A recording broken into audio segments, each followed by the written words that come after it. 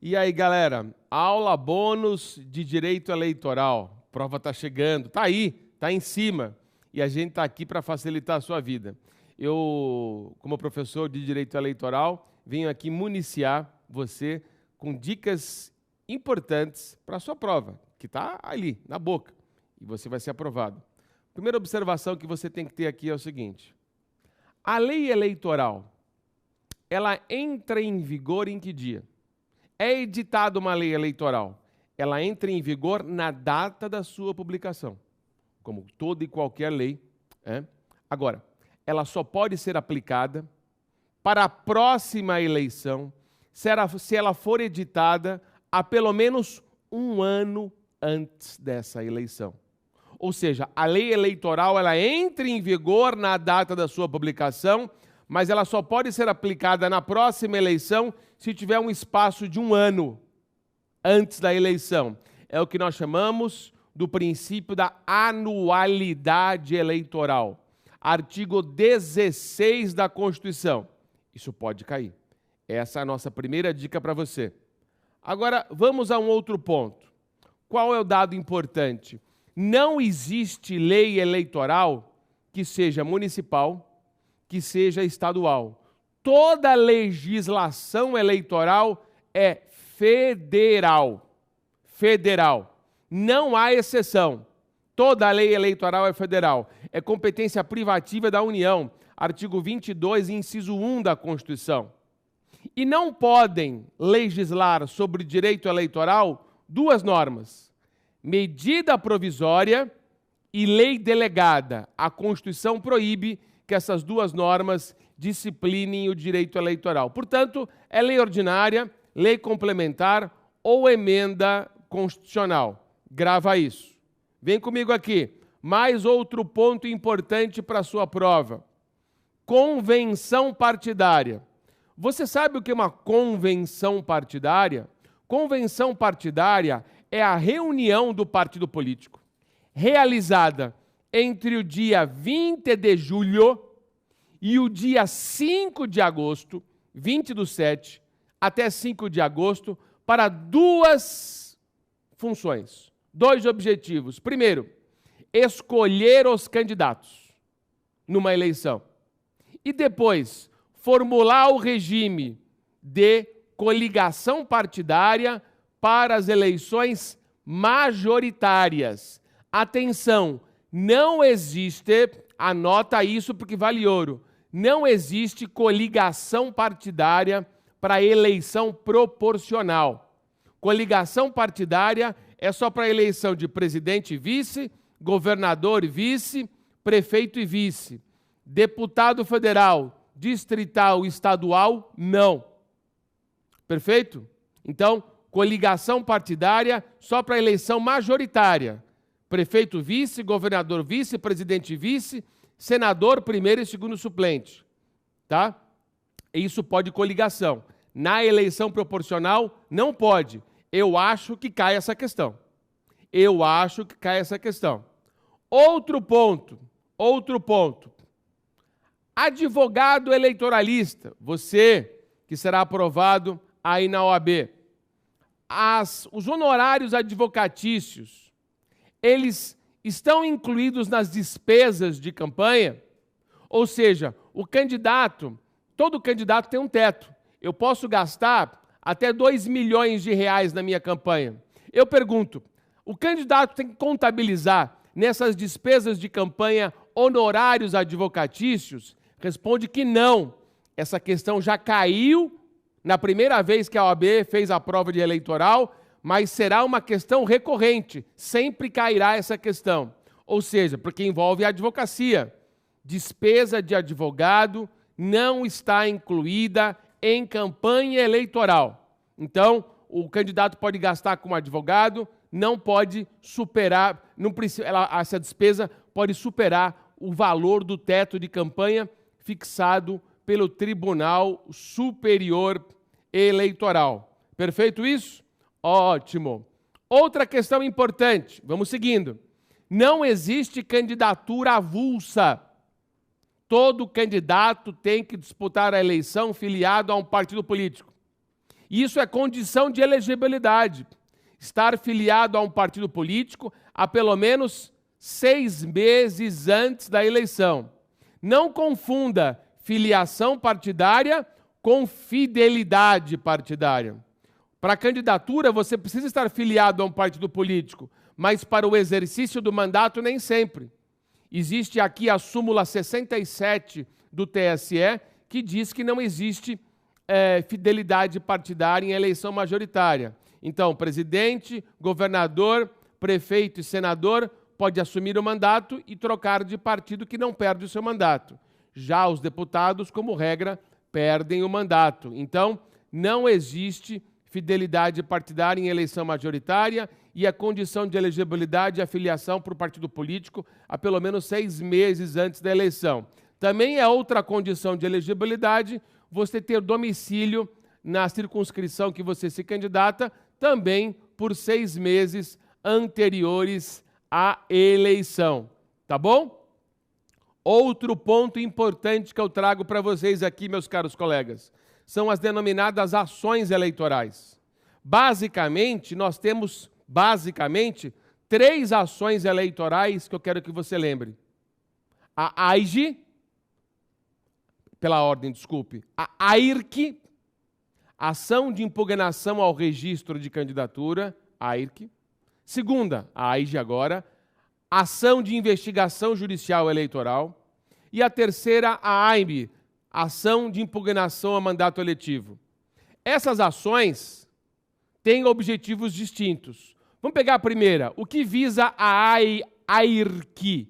A Ação de Impugnação ao Registro de Candidatura. Impugnar o registro de candidatura daquele que não tem condição de elegibilidade. Qual é o prazo para a propositura desta ação? 5 dias. Prazo para a propositura da AIRC, 5 dias. 5 dias contados de quando? 5 dias de quando o juiz eleitoral, a Justiça Eleitoral, fixar a lista dos candidatos que requereram o registro da sua candidatura. Já o prazo da AIGE, da segunda ação. Qual é o prazo da AIGE? O prazo da AIGE é até a data da diplomação.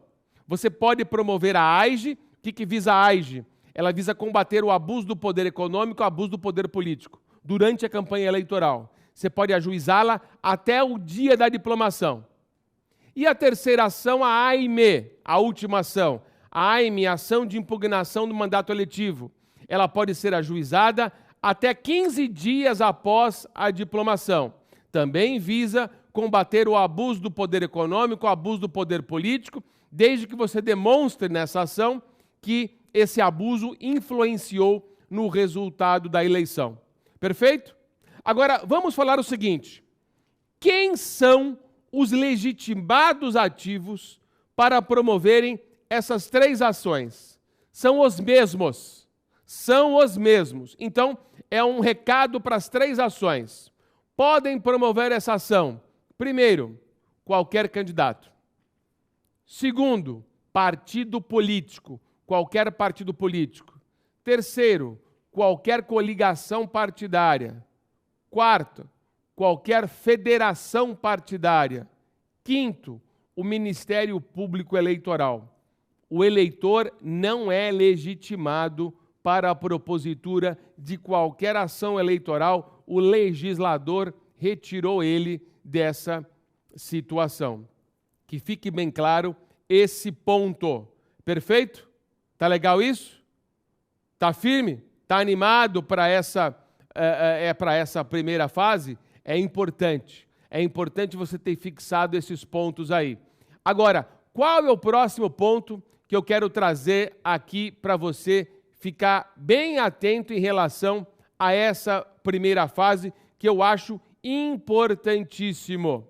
É o seguinte: quando nós falamos em inelegibilidade, ausência de capacidade eleitoral passiva para ser candidato, nós temos a questão dos militares. Militar pode ser candidato? Em regra, pode. Em regra, pode. Qual é o único militar que não pode ser candidato de maneira nenhuma? Aliás, não pode ser candidato nem ter título de eleitor, nem ser alistado. O conscrito. Clever, quem é o conscrito? Conscrito é aquele que presta o serviço militar obrigatório aos 18 anos, dos 18 aos 19. Esse cara não tem nem título, nem pode ser candidato. Ué, mas o voto é facultativo dos 16 aos 18? Eles caçam, eles suspendem o título de eleitor nesse período. Não pode. Agora, e candidato? Como é que funciona? Militar pode ser candidato? Pode, atendidas algumas condições. Primeira condição, para ser candidato, o militar tem que ter mais de 10 anos de serviço. Mais de 10 anos de serviço. Militar com menos de 10 anos de serviço não pode ser candidato. Tem que pedir exoneração. Sair da Polícia Militar, do Corpo de Bombeiros Militar ou das Forças Armadas. Agora, se possuir mais de 10 anos de serviço, ele pode se candidatar. Pode se candidatar. Em que condições? Ele vai pedir autorização para o seu superior hierárquico. O superior hierárquico vai avaliar se deixa ou não deixa. Podendo, ele vai disputar a eleição, ganhou, ele passa para a reserva militar e cumpre o mandato e não pode mais voltar para a atividade. Perdeu a eleição, volta para a atividade. Com uma observação que eu trago para vocês.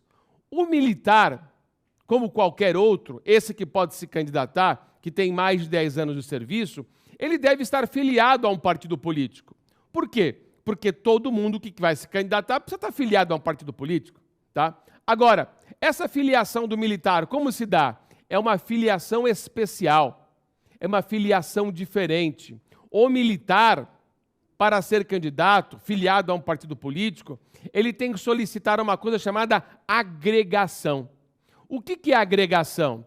Agregação é a filiação especial do militar. Filiação especial do militar. A agregação, ela se dá durante o período da convenção partidária. E você já viu comigo aqui hoje que a convenção partidária se dá do dia 20 de julho a 5 de agosto.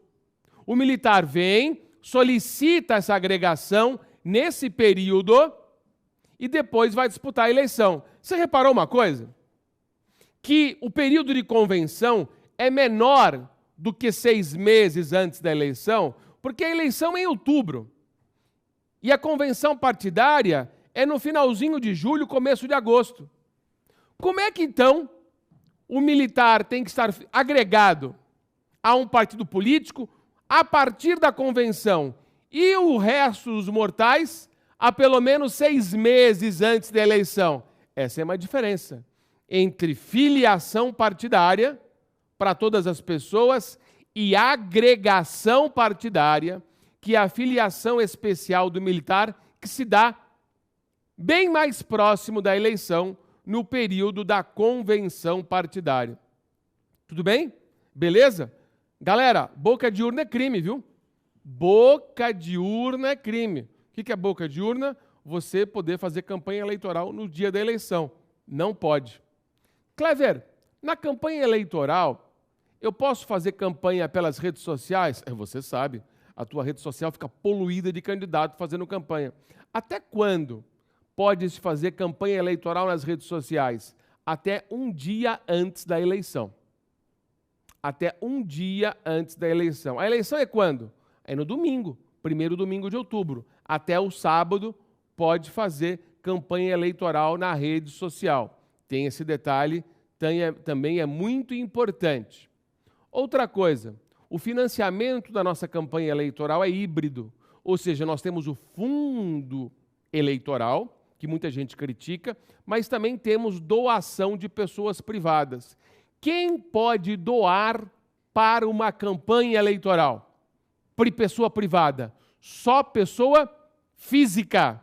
Pessoa jurídica, de maneira nenhuma, pode doar para a campanha eleitoral. Não pode. Não existe financiamento privado por pessoa jurídica. Só pessoa física.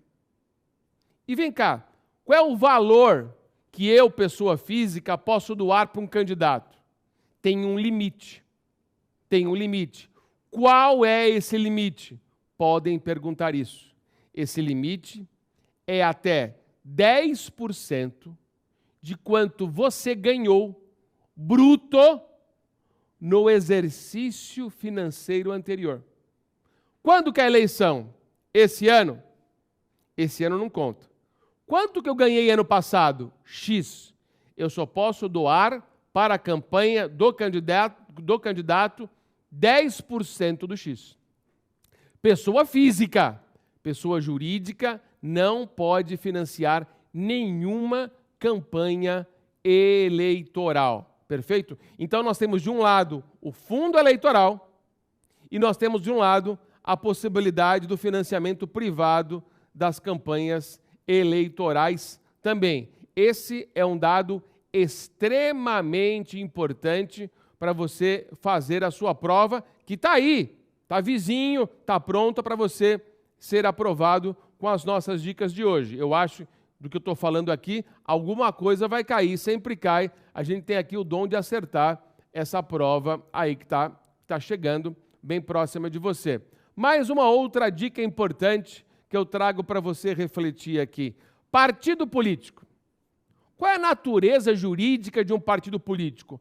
É pessoa jurídica de direito público ou pessoa jurídica de direito privado? Cuidado. Partido político é pessoa jurídica de direito privado. Privado, ainda que receba fundo partidário para financiar o seu funcionamento. É pessoa jurídica de direito privado.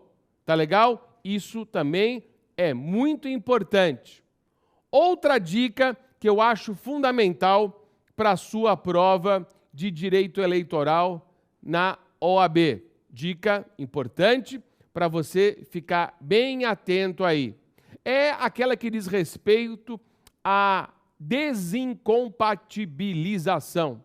O que é a desincompatibilização? Esse nome maluco aí. Também é assunto que está correlato com o direito constitucional, prevista no artigo 14, parágrafo 6º da Constituição. A desincompatibilização é a renúncia daquele que detém o mandato no Poder Executivo e quer se candidatar a outro cargo, qualquer outro cargo. Ele tem que renunciar a pelo menos 6 meses antes da eleição. Pode cair isso na sua prova de direito eleitoral e pode cair também na sua prova de direito constitucional. Eu tiro a minha casquinha aqui com essa disciplina, que também é muito importante para sua aprovação.